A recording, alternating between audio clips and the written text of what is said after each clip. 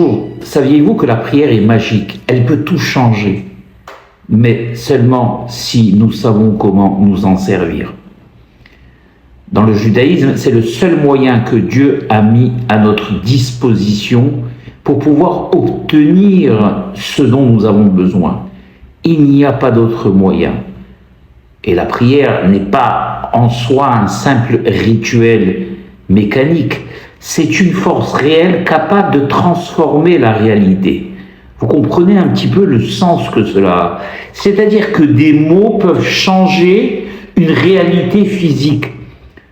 Et même des études scientifiques sérieuses ont prouvé qu'on avait mis deux groupes de personnes malades, le groupe A et le groupe B, et qu'on avait prié pour le groupe B et pas pour le groupe A, et il s'est avéré que les personnes du groupe A ont guéri plus rapidement que celles du groupe B. Est-ce que cela veut dire que la prière a une incidence sur le physique? Eh bien oui. Les sages enseignent qu'aucune prière ne revient jamais vide. Même si elle n'est pas immédiatement exaucée, elle agit parfois des années plus tard, parfois même dans un autre endroit. Et on raconte bien l'histoire du Baba Saleh qu'une personne avait été voir plusieurs fois pendant plusieurs années car il n'avait pas d'enfant pour que le Baba prie pour lui. Et le Baba Saleh à chaque fois lui disait « ce n'est pas le moment que je prie pour toi, ce n'est pas le moment que je prie pour toi, le moment encore n'est pas arrivé pour que tu aies un enfant. Mais je te promets que dès que ce moment arrivera, je viendrai moi-même te l'annoncer. » Et quelques années plus tard, le Baba Saleh est venu lui-même chez cette personne qui a failli s'évanouir quand il l'a vu. Ne jamais se décourager, mes chers amis, comme les sages nous enseignent, même si on a une épée qui est sur notre cou, jamais. Pourquoi? Car la prière, elle agit à la racine des choses. Dieu nous promet qu'une prière ne reste jamais sans réponse. Et selon la Kabbale, la prière trouve son origine dans le spirituel, c'est-à-dire que nous, ce qu'on connaît, c'est une enveloppe matérielle, mais en réalité, cette enveloppe matérielle a elle-même une racine spirituelle. Et la prière, elle va agir sur cette racine spirituelle.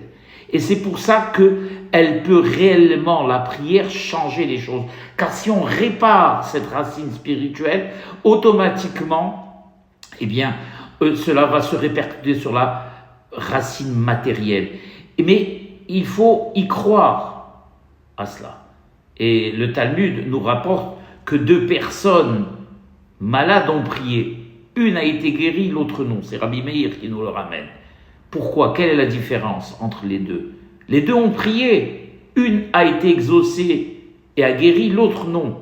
Eh bien, la différence, c'est que celle qui n'a pas été exaucée, qui n'a pas guéri, n'a pas cru en la force de la prière, n'avait pas la émouna nécessaire. Et une prière sans conviction reste sans impact. Le doute, eh bien, bloque la transformation. Car on le sait, Dieu nous a donné cette arme, et c'est lui qui nous l'a donnée.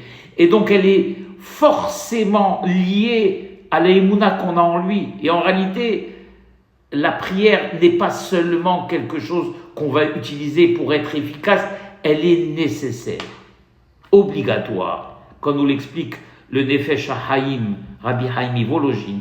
Dieu a créé un système. Ce système repose sur la prière, sur l'étude de la Torah et sur les mitzvot. C'est grâce et seulement à ce système que nous serons sur les canaux qui relient le monde à leur source, à Kadosh Baruch Hu. Dieu a choisi ce système pour pouvoir faire rejaillir son abondance sur le monde physique.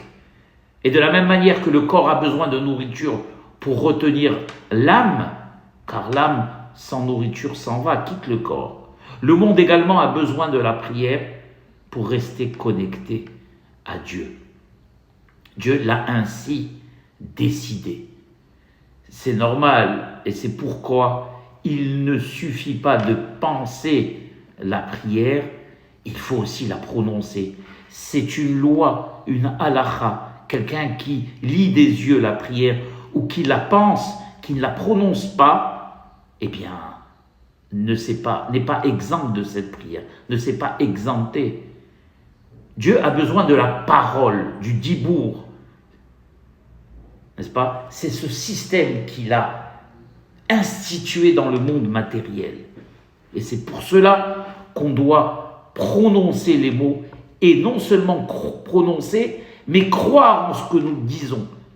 La Torah nous enseigne que l'homme ne vit pas seulement de pain, mais de la parole de Dieu. Cela veut dire quoi?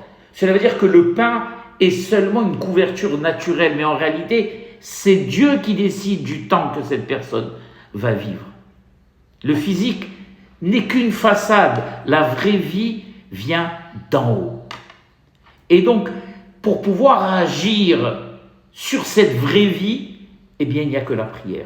Et la prière est ce qui permet de recevoir cette vie, cette longévité, et on l'a vu dans l'histoire du peuple juif avec Hannah, la maman de Samuel, l'histoire même que nous avons vécue dernièrement, l'histoire du peuple juif à la sortie d'Égypte, que l'histoire démontre que c'est le cri du peuple qui a déclenché une première fois la délivrance, comme il est marqué clairement dans le texte, que Dieu entendit la plainte de son peuple, et également après une autre fois encore face à la mer Rouge, où le peuple aussi a crié et Dieu a ouvert la mer en deux. Donc la prière est le levier que Dieu a donné à l'homme pour agir sur le réel.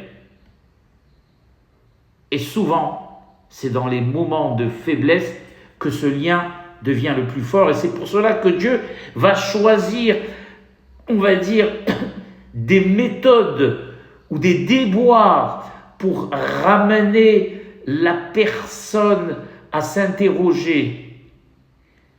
Il va malheureusement faire en sorte qu'il ait des problèmes de santé, des problèmes de parnassa. Et pourquoi? Parce que cette personne malheureusement avait oublié ce qu'était la prière. Il avait oublié de se concentrer et d'arrêter de la lire de manière mécanique, n'est-ce pas? Et Dieu va utiliser cette souffrance, car la souffrance malheureusement fait que le corps s'efface et c'est l'âme qui est au premier plan. Et d'ailleurs, beaucoup de malades ont dit, c'est quelque chose de très dur à entendre, que dans les moments où ils ont été le plus proches de Dieu, c'est les moments où ils étaient sur leur lit d'hôpital. À l'inverse, beaucoup de personnes ont tout, de l'argent, la richesse, la notoriété, mais ressentent un vide terrible. On le voit même dans leur regard. Ils cherchent loin, et très loin même, ce qui est proche d'eux. Par la drogue, malheureusement, par les voyages incessants, par les sectes dans lesquels ils vont se plonger. Et ils ne savent pas que la vraie plénitude ne vient pas du monde, mais de la connexion intérieure. En réalité, ils se cherchent, ils ne cherchent pas le monde, ils se cherchent. Et la prière, c'est ce retour à soi, c'est ce face-à-face avec le Créateur. Alors même dans les bons moments, il faut savoir s'arrêter, se détacher du bruit du monde et parler à Dieu comme un enfant parle à son père.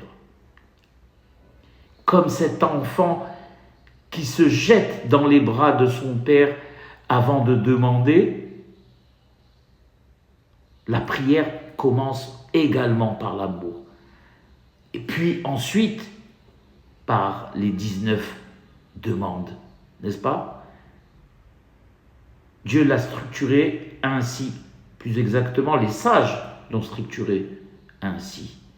Car avant d'aborder et de demander quelque chose, on va flatter, si on peut employer ce terme, l'Éternel, louer sa puissance. Et quand les mots sortent du cœur, elles créent un lien puissant. Et ce lien, bien évidemment, en retour, attire l'abondance.